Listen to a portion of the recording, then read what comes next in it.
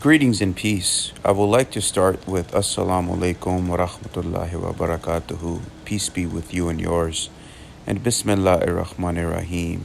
In the name of Allah, the Beneficent, the Most Merciful. This presentation, I would like to talk about how white supremacy weaponizes and uses Black Americans against Muslim Americans and other minorities.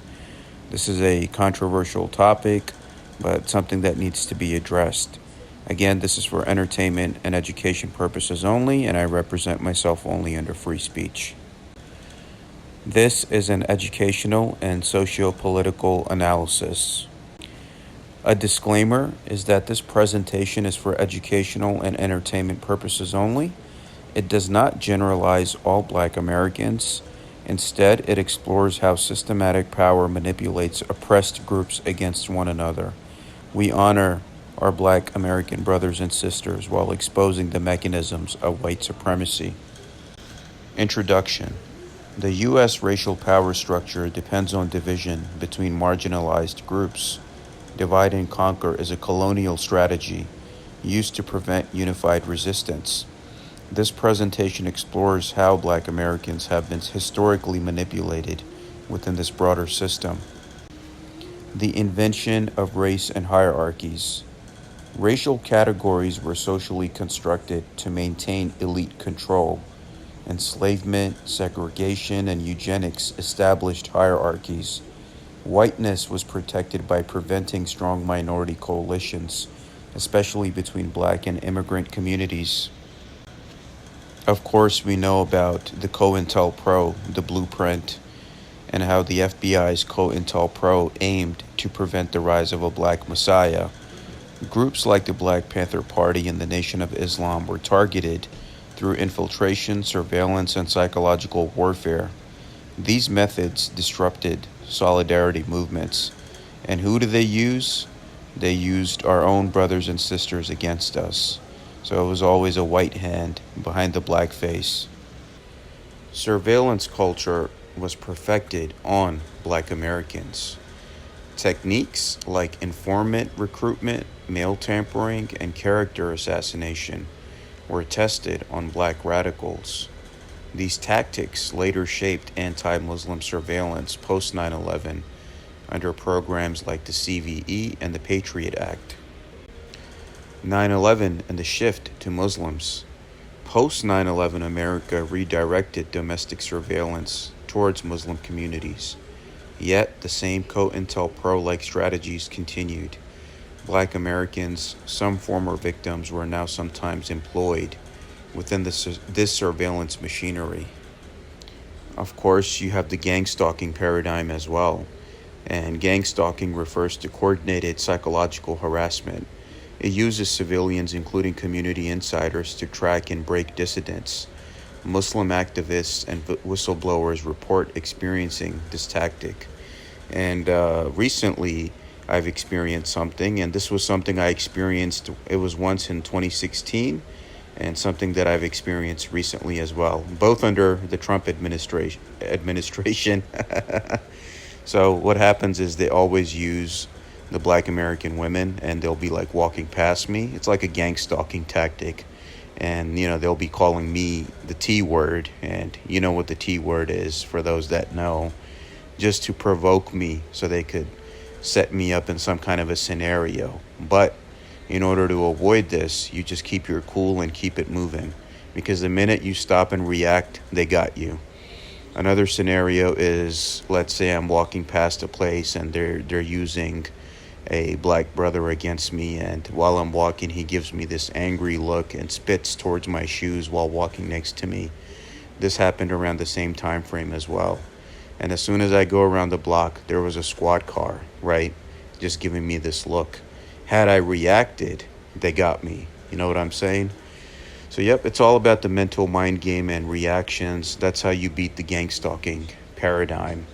And I remember the town in the Philly suburb that I was in, the police chief at the time was using the Black drug dealers as informants to spy on the community.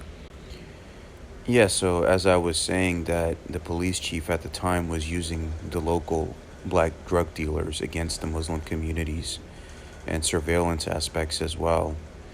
And that's quite unfortunate. And, Muslim Americans, we're hardworking people. We don't bother anyone. We're just trying to take care of our families, go to school, work, run our businesses just like anybody else. So it's quite unfortunate that our own brothers and sisters who are like us in the same struggles are being used against us.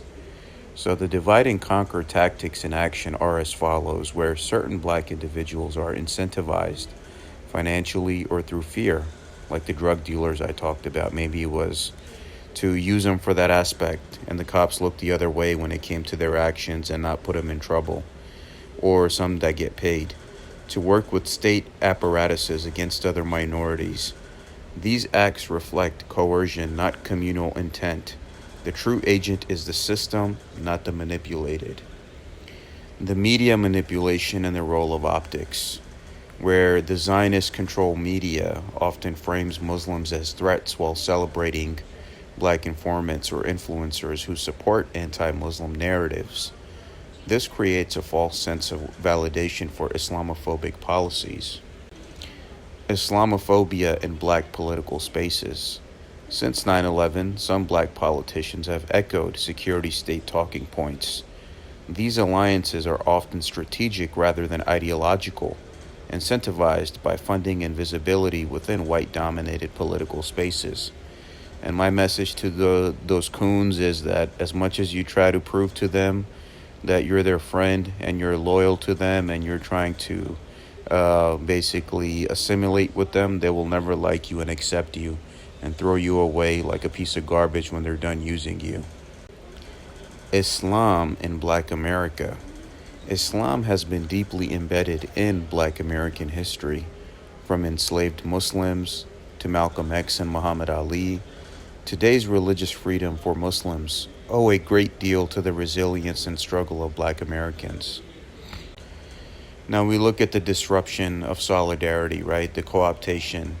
Programs like COINTELPRO and CVE intentionally target Black Muslim alliances.